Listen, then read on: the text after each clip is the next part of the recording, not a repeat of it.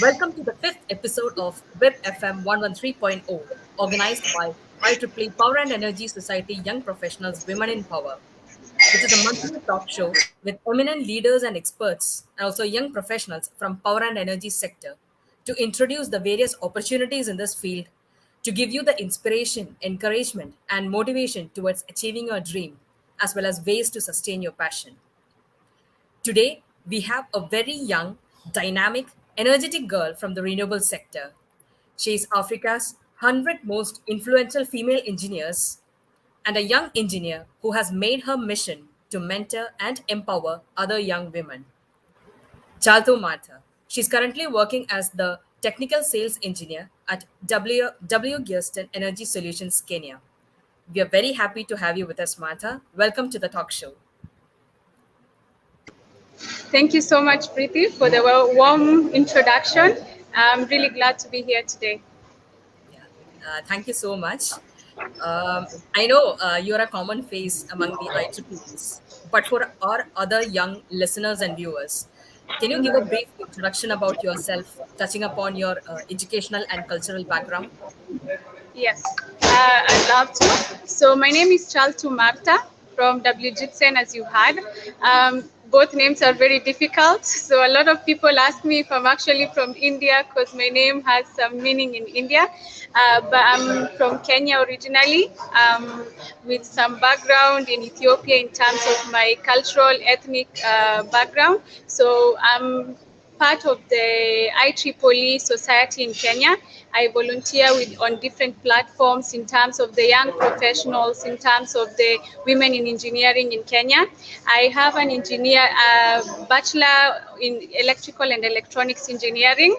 It was not an easy course, so to tell people you've done engineering as a lady, it was tough. But yes, we got through it, and yeah, that's basically part of my introduction in terms of my education and culture.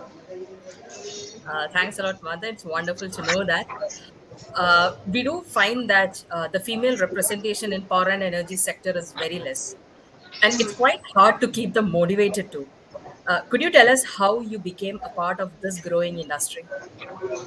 Yes, it's a very interesting story, so I'm always happy to share that. So when, like I said, I did electrical and electronics engineering, and by the way, before I go on, I want to apologize to our viewers if there's a bit of background noise, but it's me trying to make to make due and to make on time. I was traveling during the day. I had mentioned to Preeti, so please forgive the background noise. So yes, I did electrical and electronics engineering, and oh my god, I did not like it the first 3 years. So I'm here in engineering, trying to, and you've been a bright student from your previous education background, but you get into engineering and it slaps you, So everyone says engineering is tough, ABCD, and I'm the type of person who likes to be engaged in something when I truly feel passion about it. Yeah. So I kept asking God, so how do I get this to done? I don't want it. It's not like I hate it 100%, but I also don't really feel that passion, that drive to do it. So what I realized is maybe this is the education system in Kenya, but it's improving, but it's getting better and better. So when we came to specialize in heavy current, so in electrical engineering, there's light current and heavy current. So getting onto heavy current, I realized I do love engineering. I just love the energy side more. So we were trained on renewable energies, different type of energies, but the spark really got off. And I remember I was even in debates in terms of saying, hey, there was a coal plant that was supposed to start in Kenya, but I was among the ones saying, no, we need to shut down that coal plant. We need to do renewable energy because it's going to make an impact in lives. It's going to create employment and jobs and clean and help the environment rather than this other source of energy which would have destroyed livelihoods for people in Lamu. Looking at Lamu, it's a tourism area in Kenya. So I know I'm going a little bit on the background. Then I joined my first internship where I was taken for something called process engineering. So I was trained for 6 months plus, and I knew this is not what I want to do in my career. I was good at it, and I kept going back to my HR. So the opportunity for solar came up, and I went to apply. I was like, so this is I know. I know this is something I look at, and I know I will do I see myself in the next 5-10 years still being in the same career, and it's something I know I can be better even in terms of delivery to the company. But I was still good in the process engineering, so they did not want to let me go. They did not want to let me go. So you know what I did? After going 2 weeks straight back to HR every day, I want to move to solar, I want to move to solar. They were not agreeing. This is something I want to mention because a lot of young people, when you come into the job platform, we think we will just get what we want to do. You'll go and say, hey, want this, and hey, it's handed to you. It's a tough crowd. It's a tough crowd. You don't exactly get that easily, you know. So I kept going back, but you need to be very consistent. If there's something I need to say, is you need to know what you actually want to do and what you would be good at. So 2 weeks down the line, they were not agreeing, and I was almost giving up. Then I wrote a SWOT analysis on myself. If I may, SWOT analysis, it's strength, weaknesses, opportunity, threats. I even put threats on that paper. Like, so I did a SWOT analysis in terms of, hey, if I'm in solar, then these are the strengths I will bring. This is everything I will be able to do. And I just took that paper, gave the secretary to our director, and I was like, let me hope for the best. Kid you not, 30 minutes later, I was called by the head of solar department, and he told me, what did you do? I've just been told you've been accepted you've been accepted to join the solar team. So that's how it started, and from there I can say I delivered on what I promised the company. It's not been an easy journey, especially being a lady in a area that has a lot of men who you'll go into meetings with customers and they ask you, so where's the engineer? And you're like, I am the engineer. So it's not been an easy journey, but I can say that's how my journey in renewable energy started, and it's been quite an impactful journey for my life also. Yeah, I So can see that the story is really interesting when you say that, like each and every stage. yeah, it's been So, quite common. in Giertsen, what do you currently do in your Pardon? current role? In Oh, your my current current job. role, yeah.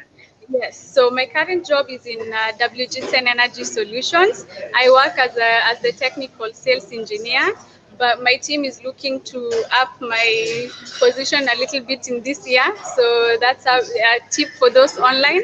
I believe for Giertsen, the thing I really liked the most is I found a company and platform where we had the same goals. We had, if it's in terms of, we are very community based and people based. So it was not just about doing renewable energy, but it was a lot about making an impact in society. So if you see, even in our theme, it's about reaching hard to reach areas in Africa to help them get energy. Where there's a place we actually did a mini grid, and it's in a community from my hometown, and the meaning of the name is actually darkness. So the place didn't have any form of power, no grid, no generators, nothing. It was a very dark area, which is one of the projects our company has been able to do. So I'm glad that I'm in a sector and in a environment where we are about making a difference in society. So being part of the Giertsen Energy Solutions, I've focused more in terms also of bringing now that solar energy into a community aspect. We are currently focused in renewable energy in tea industry, which is why I was telling you I've been in Kericho, which is a town. It's a very small town out of Nairobi on the west side of Kenya. And what I liked about the community, there are a lot about, they also a very community-based area. And we are looking to do the solar for the tea energy in Kenya, looking at tea being one of the main sources of capital for Kenya. Even a lot of our tea is processed and sent out into the world. Let me say into the world. Yeah. So that's the area I've been focused in right now in terms of my career in WGTN. Yeah. Okay, that's really interesting, and I can sense the level of passion in your work as well, and it gets reflected in your words also. It's quite Yeah. interesting to know. You are currently working with W. Giertsen, but I can also see that you found Highly Africa. I'm not sure if I'm pronouncing it correctly or not, but can you tell us a bit more on what Highly Africa is and what do you do there? Yes, so Hayili Africa was developed. We developed it. I developed it with two ladies who are also my good friends in the renewable energy sector. And the meaning of Hayili is an Ethiopian word which means power.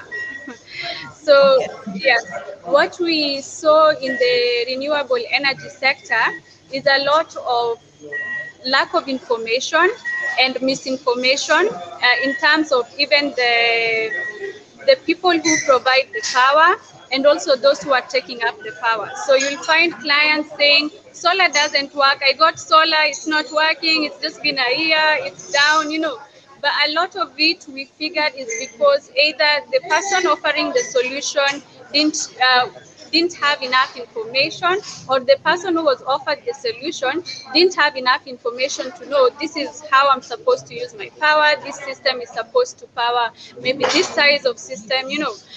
And also just getting more information in terms of what are the trending technologies in the renewable energy sector in the world, which can help us also to continue developing. Because if you're not progressing technologically, then your industry will start to die. So that's how Aili Africa came up. And we combined the three ladies saying, hey, we need to make resource centers. So we are still working on it. We got our first job just last year, got paid. It felt really good. So the thing I like about WGITSEN, also again, I'll go back to my current employer, is that they do allow that platform that if you're able to do something that also helps you at a personal level to grow in other areas apart from the career base, so they do give that platform, which is how Haili and WGITSEN is going hand in hand currently. Yes, so that's the story on Haili Africa. Another exciting story, I would say. It's really wonderful to know. Now You mentioned, Africa. yeah, Go ahead. Yeah. you mentioned about your going to the next level in your career. If you see your career path, what do you think will be your next step in your profession? Don't think of this as a job interview, but just for our Yes. viewers, for their Yes. understanding of the career ladder. Yes. I believe your question is in terms of what the next level entails, right? Yeah, sorry, it's a bit noisy. Yeah, so in terms of that, I think it's good to have to set goals and to know. I like to work in strategies in terms of, like, when I got into JITS and I knew within, let's say, a year or so, what do I need to have accomplished. If it's in terms of the opportunities you're bringing to the table, if it's in terms of you at skill levels, what have you been able to gain, then know within this period of time, then what's the next stage I need to move to. And with that, you're able to also give your employer you can't just go and say, so I've been here 5 years. Even if you've been 5 to 10 years, you can go and say, I want this, I want this, I want this. There has to be value for value always. So set your goals. And for me, that's what I did. Coming in, I knew that's why I was telling you, even that aspect of picking a sector where I knew would be able to align yourself with the company. I like to say that as you develop the company goals, that's why I'm happy I've come into a company where our goals go hand in hand. So at a personal level also, you find a platform where you're able to grow at a career level also. So when it comes to, let's say, you planned a year or two, I'm eyeing this kind of position, I'm eyeing this kind of sector. So you're able to guide your company without really having to say, this is what I want.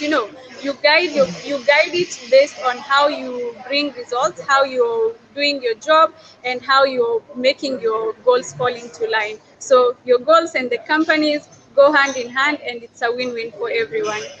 Yeah. Wonderful. I really like the clear focus that you have brought into this one. I Mm-hmm. think it's a very good key takeaway from this particular question. I would say keep Yeah. yourself focused on your goal, and the company itself will drive you to achieve that. Yes. And you mentioned your story about how you came to the sector. People Mm-hmm. always think of making their life easy and smooth. They try to avoid the hiccups and what are things that can hinder their growth. Coming from a marginalized community, how has it been for you? Do you recall any specific challenges you had, and how did you overcome it? Or are there still challenges for you? Yes, indeed there were. Even I'll go back even to in terms of being in campus itself. I just so we sorry again. I'll repeat the question. You've asked about coming from a marginalized community and how that has any challenges that has shown, right? Yes, good. Okay, so I'll go back again to campus days. So I remember these times my dad mentioned. So we come from a community where educating a girl is like you're throwing away your money. You're throwing away your money. How are you taking a girl to school? When you finish, the most we would go would be high school, and then you're either married off. I almost got into that kind of situation. That is a story for another day. God, it's. But I remember so we are five girls in my family, and my dad. There are only two. Actually, six. Sorry, we are six girls. So there are only two who are still in high school and lower primary school, but the rest of us, my dad has educated us all the way to campus, and we finished our campus, we graduated. Yeah. So my dad used to tell us, I don't see you as girls, I see you as my warriors. And there's a time I remember he mentioned even one of his cousins, blood cousins, asked him, why you do this to your money? Why are you taking all these girls to school?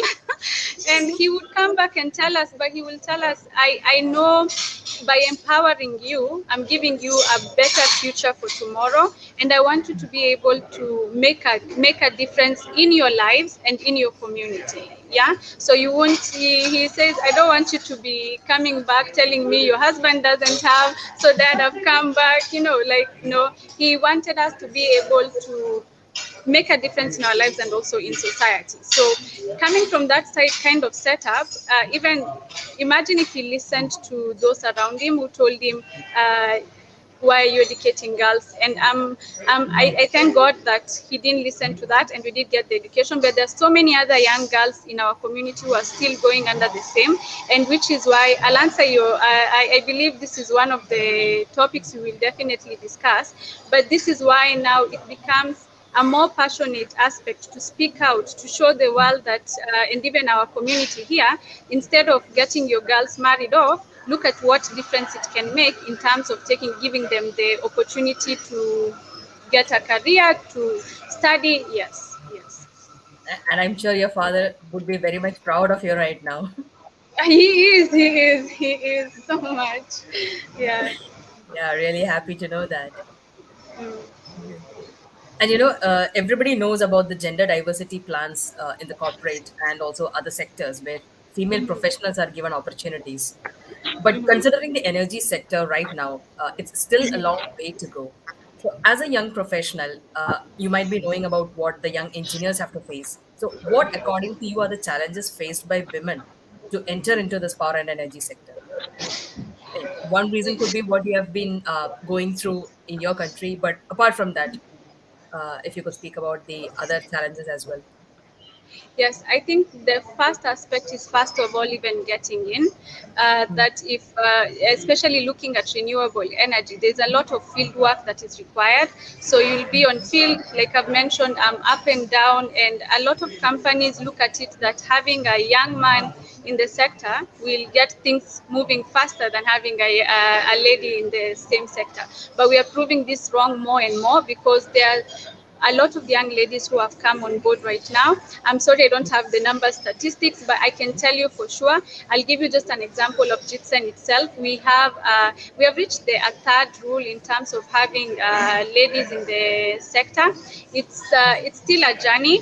And like what I mentioned, also you'll find even there's a group we started for our ladies internally called SCATs, and we were having a discussion, and one of the things you'll notice, and this is you think you're only facing it just you as one of the ladies, but you realize it's something across the board, and not just in one company but in all companies, that something as simple as being able to speak at the table. So you'll have meetings, you want to discuss, maybe you're raising a topic, and this is something I believe that happens globally. Instead of your pointers being you'll be cut short, or another gentleman will say the same idea you were saying, but that is taken more seriously than what you would have said. So I think for ladies it's more and more just getting more training in terms of how to be assertive in what you present, assertive in your career goals, in terms of even when you're making your presentations, how do you get that across? And now to get into the industry, even career growth, yeah. So don't be shy. There's someone who's mentioning a lot of ladies even asking for a pay raise, asking for you've been presented an opportunity, grabbing that opportunity and saying, hey, I can do this. We tend to be a little more shy. So Correct. that first of all, and just hearing someone else say, hey, seeing Dr. Preeti here, who is doing the same thing and speaking out and touching other lives, that's the first thing we need to do. And then the other challenges you'll see is just, like I said, in the job industry, what roles are you given? Maybe you told you can't do this, you have to stick to maybe just sales, you can't go into the technical, those kind of things. But we are proving it more wrong more and more each day. And I keep saying this, as ladies, keep taking technical roles. Don't be shy. If you have to, you learn on the job, but don't be shy about grabbing opportunities. Yeah. Yeah, good. And just now I recalled one more point, which is like usually what girls lack is telling about your success. So what you have achieved over the period of time in your career. Uh, Generally, I mean, it's not just particular people, but then on a general note, if you take the case of female professionals, they usually don't go for self branding. That's one thing which I have noticed over the Yeah. past years. They feel shy in projecting their success to others, whereas men, on the other hand, they just do it. If they have achieved something, yeah, see, this is what I have achieved. Yeah. So Yeah. those kind of differences still exist. I think that also needs to be shortened or yeah, brought down. Yeah. Career break is something that I think may not be in your thoughts right now, since you have just started your professional life. But do you think it can have a significant impact to a woman's career if What can have there a is a significance? career break? So, if at Pardon, all you repeat had the to, question. yeah, if at all you had to take a break in your career, either for your personal things or it could be some reasons. So, do you think it can have a significant impact on a woman's career if she goes for a career break? Oh, yeah. So I know there are different aspects that would bring a lady having to take that time off, but I think as companies need to provide more provision in that, so that you don't really have to have a too long break without and losing that job, and then you have to come back and then start all over again by finding another career. But as ladies, maybe even during that period you're taking off, I don't think it should have a significant effect in terms of you being able to deliver on the same job. Yeah. So you've had your training over that period, they've been able to see what you can be able to deliver. And I think even as ladies, it shouldn't, because you're the same person who was able to do this much. So take the break that you need, come back to the career, be able to continue with the same drive that you had. It should not be able to affect a lady's ability to deliver. Yeah. Yeah, it's just Yeah. the self realization that she wants, right? Okay, I have this Yeah. ability, so even if I have taken the break, it's not going to affect my career. Yeah, I mean, exactly. Exactly. And even during the same time, I think even something else I would advise ladies, is you can be able to take maybe just to show the company, I've also added something else during this period.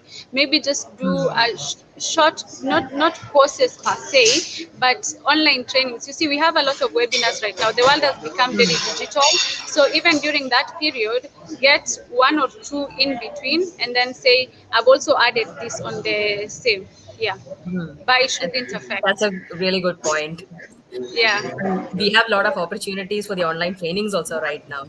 It's yeah, good. yeah.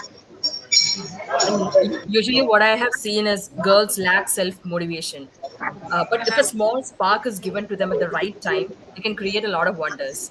You're also a Mm-hmm. person who wishes to motivate other young girls, isn't it? So, what prompted you to mentor young engineers and girls? Is it the same reason that you mentioned before, like coming from this kind of background and going through these challenges that made you think that some mentorship is required for the young engineers and girls? Yes, that's I'd say 80% of the reason, because being from that kind of sector, you're able to see what holding a hand would have done for you. And apart from that, like coming from that kind of community and just seeing, hey, if I see someone else who's doing this, then it gives me a better, like when I was one of the first people in our community to do engineering, so you can imagine Yes. what that actually means. So you just being there and showing that this is doable. I am a lady from a certain community, and I'm doing this, and I'm actually excelling at it, I'd like to say. So just seeing that aspect is, I think, that's one of the biggest drives for me. And the other thing is also, as I've grown in my career, I've gotten other ladies who are holding my hand right now, who have been mentors also for me, and I know what that has done, like in terms of boosting me and helping me even make some decisions. I know I would have had a few challenges maybe going through it, so I know what being someone holding your hand can do for you. So I'm also doing the best to do the same for other young women. Yeah, that's so nice and so wonderful. Yeah. And I think you can be a part of changing the history of Kenya and also other regions there. That's bad. Apart from your work in Giertsen and Highly Africa, I see you are involved in other initiatives too, like the IEK Northeastern and the STEM Handisi La Femme. Can you tell us how you got involved in this and what are your contributions to it? I hope this will be a motivation for our young engineers as well. Yes, yes, I believe it should. So for STEM Handisi La Femme, it's a group we formed with actually one of the ladies who was also in the 100 most influential female African engineers. And we were back in campus actually when we started this. So we were looking at girls, especially in high school, because we realized in high school they're still trying to figure out what they need to do, and we were focusing now in the marginalized communities again. I'll tell you for sure in Kenya, at least if you're in the city, if you're in suburbs, there's a bit of information you get. But for these young girls, you find they were having a lot of dropouts because of early pregnancies, and it's a lot because of lack of information, getting married very early. You're in high school and already married and have kids, and it's a lot because they didn't even know there's something wrong with this. They didn't know this is something you could say no to. They didn't know there's another option to this. So we focused a lot. We chose schools to, the kind of mentorship that it's not a one day and go, but we would go back again and again and actually see these girls transforming from people who couldn't even say hello in front of people. They couldn't even stand up and say, my name is so and so. So we walked this journey with them. And for STEM Handisi La Femme, that's what we had really been doing. And we came from high school, from campus. We were still doing the mentorship and trainings for these young women, and we've come to a platform where we're even now doing for universities. I'll tell this back more in terms of the 100 most influential part, but it's been a journey because it helped us, you're in campus, so it helped us also have that uh, form of responsibility and call to action that really helped in the development. What was the other one apart from Haili? Or in the IEK? I, So for IEK, yeah, it's called IEK Northeastern branch for the branch I'm really the VP for, because that's now for the community I come from. There's in Kenya, there's now Northeastern, where we have communities from Borana, Somali, the most marginalized community in it. And initially, it wasn't even present. So this has come to be developed, and we are looking at getting more engineers in from these areas, telling them that hey, it's possible. We are here. We are engineers. We are doing this, and we've gotten currently over 120 members within the same group, and it's grown so much that now we have subsectors of the same, and it's continuing to grow. Yes. Great. That's another wonderful story of yours. It's really impressive that uh, your small group carries out such wonderful job in helping out girls from the high schools. Mm-hmm. It's really wonderful. And you mentioned Yeah. about this 100 Africa's most influential female engineers, and you are one among them. So, what sort of activities have you been carrying out for your nation, and how do you feel being in that prestigious list? Thank you so much. It was quite humbling and a very an honor I take with such gratitude.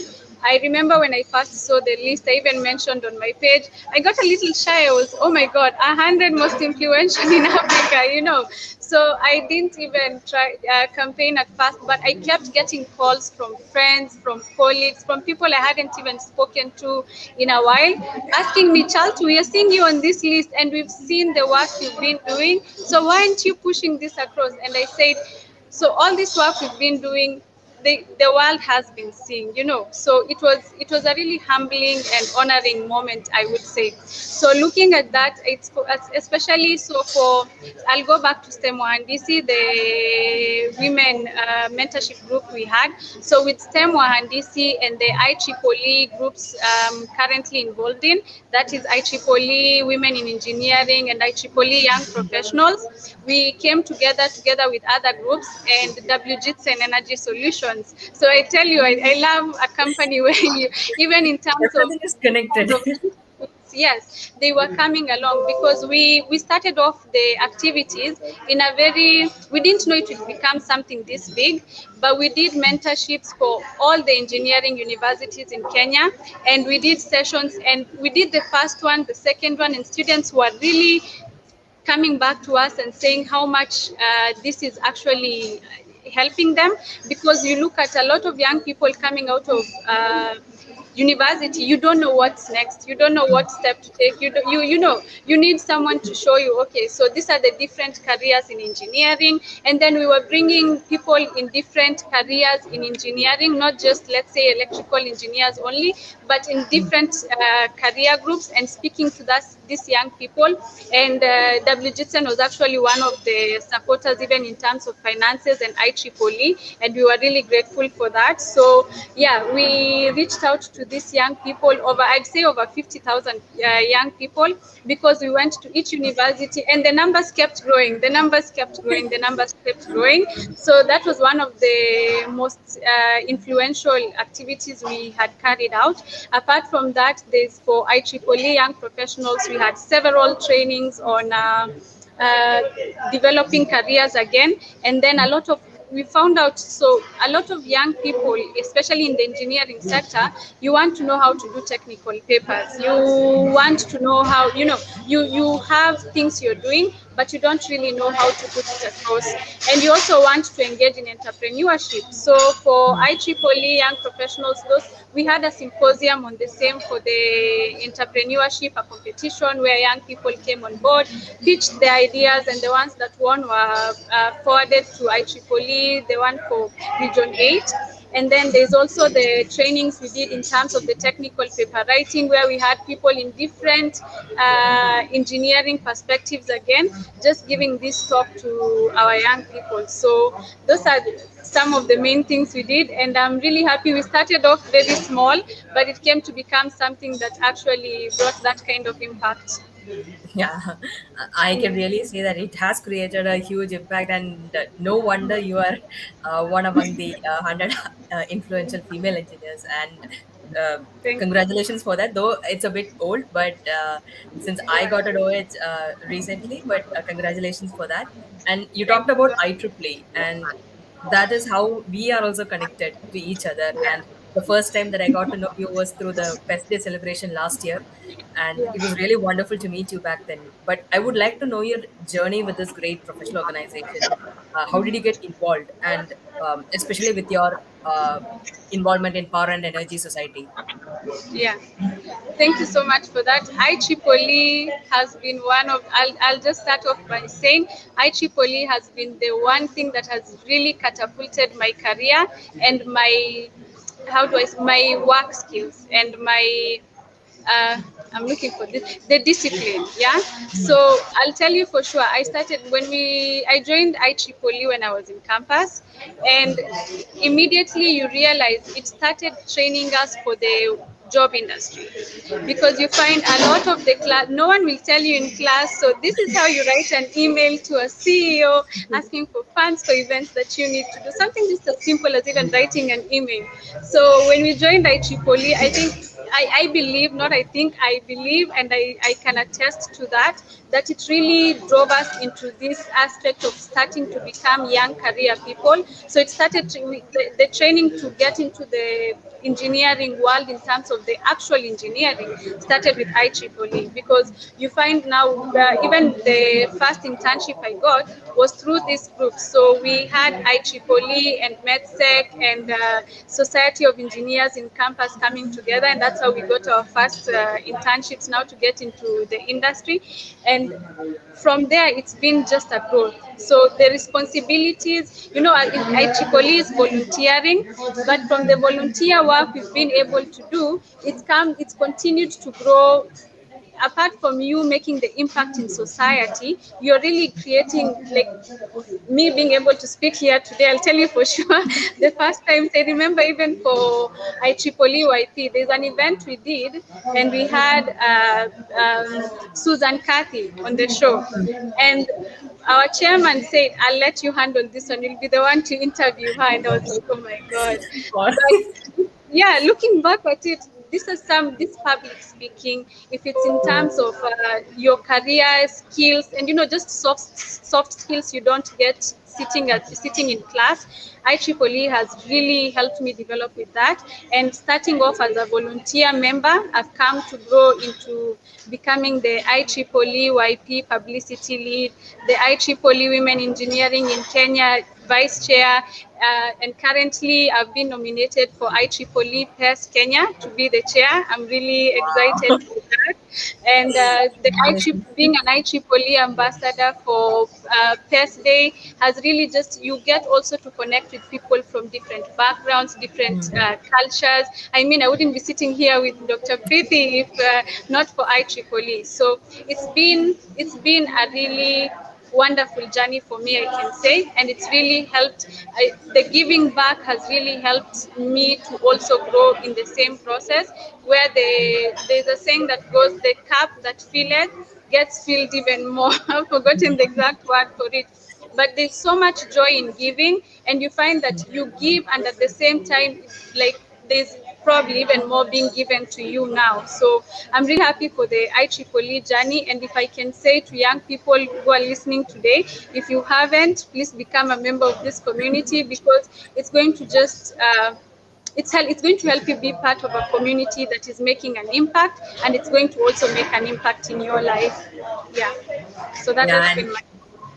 I think IEEE helps you understand what you really want to do in your life, in Mm. which direction you want to take your career or a personal life forward, and that gives n number of opportunities. I Mm. totally agree with everything that you said. Thank And you. yeah, you mentioned being part of a lot of initiatives, and initiating something or getting started is fine. Out of Mm. curiosity and enthusiasm, we do such things. But sustaining is the toughest part. You're involved in Mm. various triple activities. You have your own job to do, and also take care of the family. In spite of all these multiple roles that you handle, how do you Mm. ensure that you keep the level of passion constant for each of the engagements?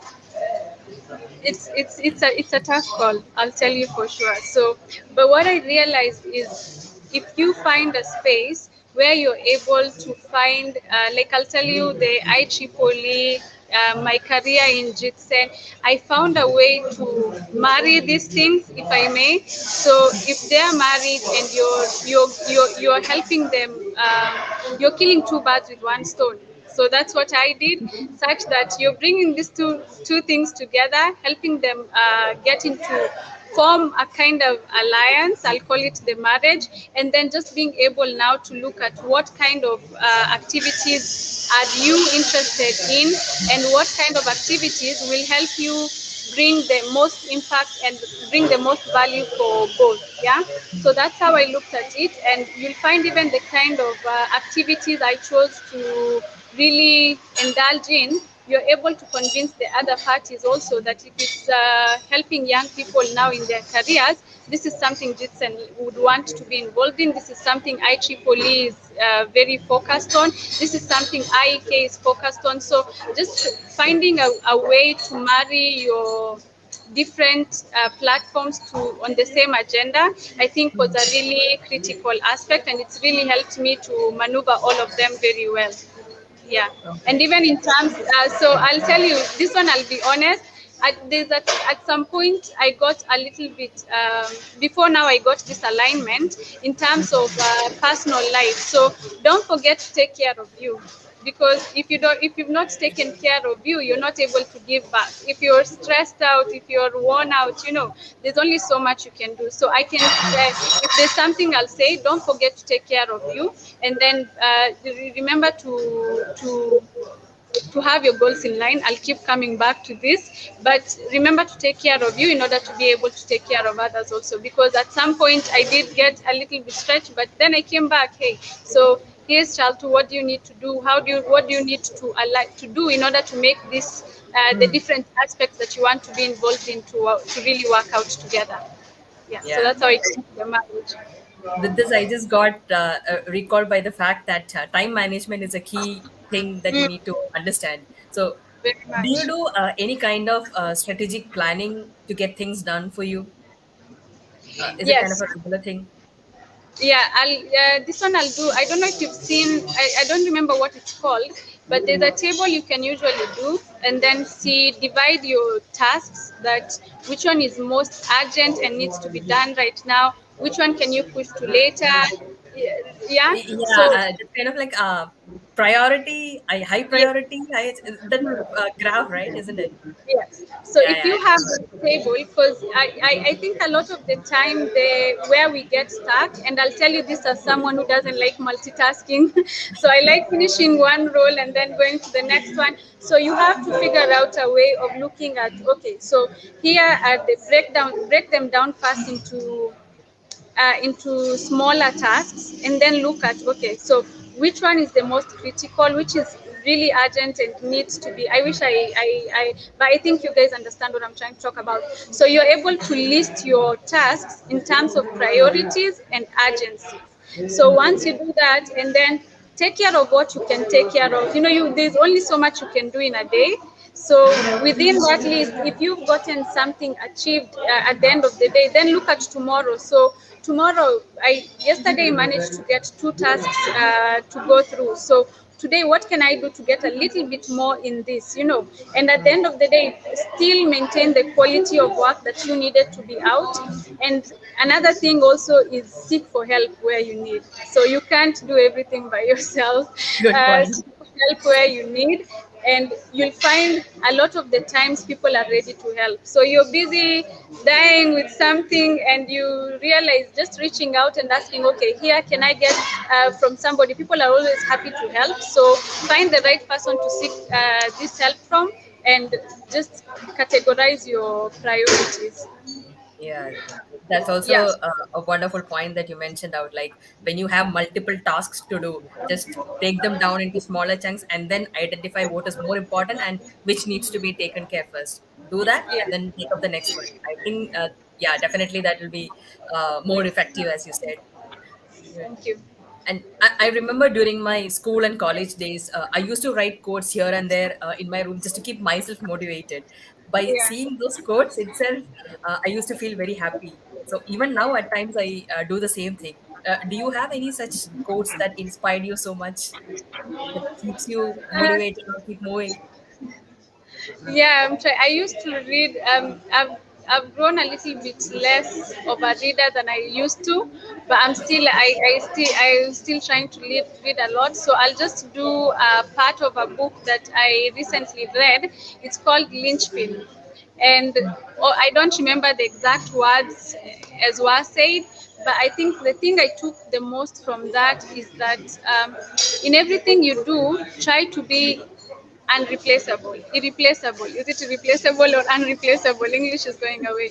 But that has been one of my biggest motivations, that try to be you, the best version of you that you can possibly be. And I think that drives me every day in everything that I do. And that's so wonderful. I Yeah. have never seen anybody say this kind of quotes like, whatever that you do, give it in your way so that nobody can replace you there. You said it better than I could. Thank you. Thank you. No, no, no, you may not realize it. That's how it came out of me. Yeah, thank you. Good one. You talked a lot about your professional life, your IEEE activities, and I think most of these things mug up your time. But apart from all these, how do you spend your time? Like any kind of hobbies that you have? Yes, I love singing. I was in choir even back in high school, and it's one of the things that really sparks my soul up. I also really love poetry, but recently, now with work, that's the thing I was saying. Now, come back again to what you need to do to develop yourself. Just a second. Hmm.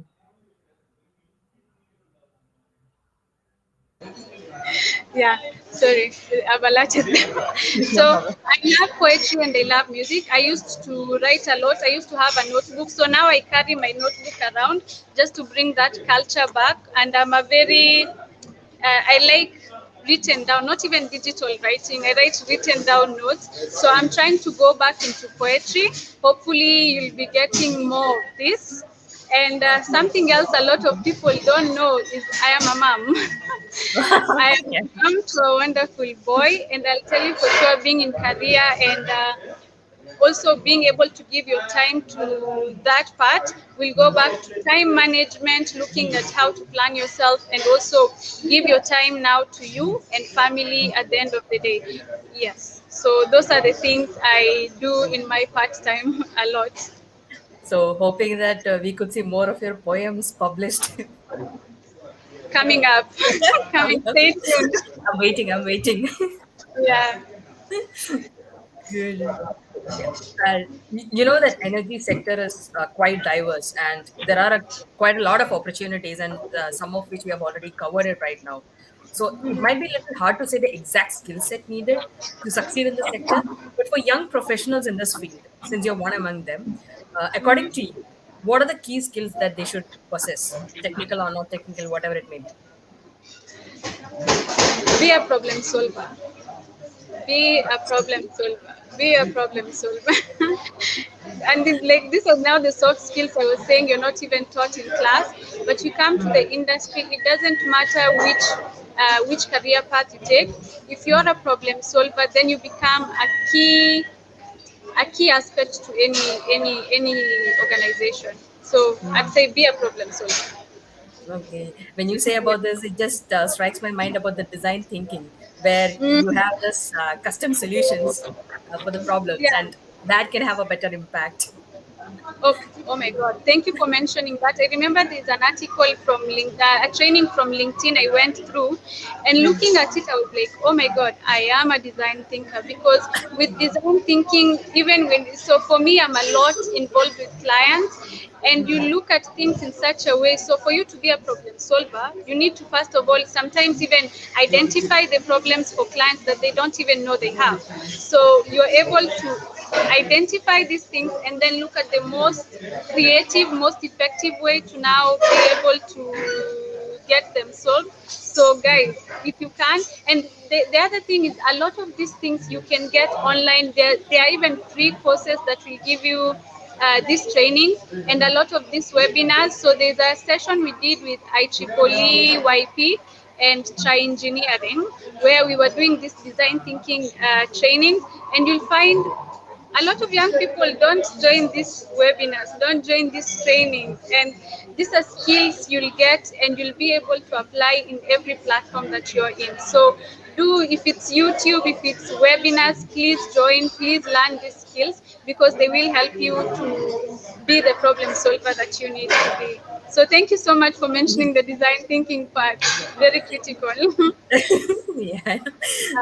When you said about this problem solving, it just struck my mind about this, Yeah. because that is something which people needs to understand. I think it has not become so popular as the others, but I really hope that design thinking will be an integral part of every organization. It should. It should. So before closing this, it's been really wonderful speaking with you, Martha. I could really sense the level of energy and passion that you have in your not just work, but even in the normal speaking as well. Because that Thank you. itself gives me the motivation to uh, do things for Yeah. people out there. So uh, it was really wonderful to know you again, to see you again. So before closing this, would you give some final remarks for our young engineers on how they can utilize their potential and drive their career in power and energy sector? Pardon? Sorry. No, no, just a final remarks for our young listeners out there on how to utilize the opportunities in taking their career forward in power and energy sector. Yeah, so I'll go back to my first point when we started. When you come to the job industry, no one is going to hand anything to you. So, if I may, as you get into career, be assertive. I know it's hard to for some people to know exactly what you want to do. So, find what you're aligned to, because a lot of us go for careers because you've seen, hey, Marta is really doing well in this, or Preeti is really doing well in this. So don't go for a career because you've seen someone else excelling at it. First of all, analyze what are your strengths, what are your strengths, if I may, and then align yourself in that line. So no one will hand anything to you. Be assertive, know what you want to do, develop that, and then find your way through that. It's not going to be easy, but if you do find your way towards that, trust me, you will be motivated. You will find your creativity and skill to be as effective as you need to be in any industry you'll be in. Yeah, That's those my are part. wonderful points. Yes, and I remember this part of being assertive as well. And this is one key area where every organization is now looking forward to from every employees, how to be assertive, and they're giving specialized training as well on this assertive skills. True. And I think the young engineers, we need to be encouraging other people to be more assertive, as you rightly pointed out. Yeah, True, true. thank you Especially so our much. young ladies who get shy. Yeah. And last one, be a problem solver, as I say. Yeah. The design Mm. thinking. Yeah. Yeah, that's really I would say a key thing that we need to focus on. And going forward in the coming years, I believe that things will change, and especially in Kenya as well. When you have started quite a lot of initiatives there, and you're exactly targeting the uh, people at the right age itself. When kids are at school, that's where they learn a lot of things, and that's when they need to decide how to take their future forward. So it's really good that you're helping girls, especially at those ages, right from Yeah. the start. And True. very happy to know about all these stuffs. I just knew you as a volunteer in IEEE and especially in West till now. But then after speaking with you, I got to know a lot more, and I really understood that things can be done to a far of extent. And you are a real motivation to our young engineers there. Being a mom, uh, doing all these kind of stuffs, it's really wonderful. And thanks a lot for that. Thank you for being a part of WIP FM 113.0 today.